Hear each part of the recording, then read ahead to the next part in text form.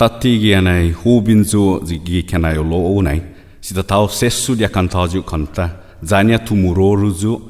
anai hubinzu pois pagu estina kanta para hagu nei tatahu zagoau bebei turoru hau maigu nai tatau hoku kia ani zan atrasau maigu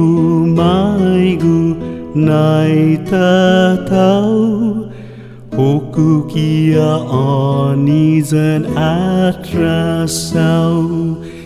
hutumi matamu jon fan guifi nui minagofmu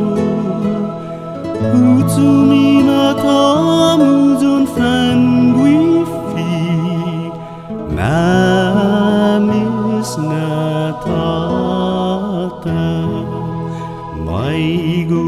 maigu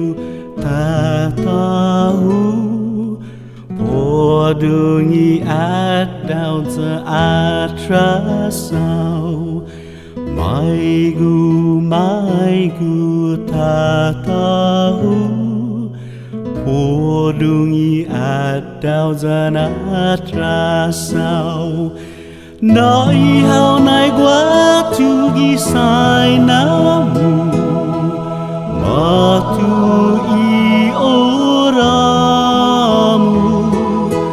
nahi hau guatu gisai namu mamis natata mafungi maigu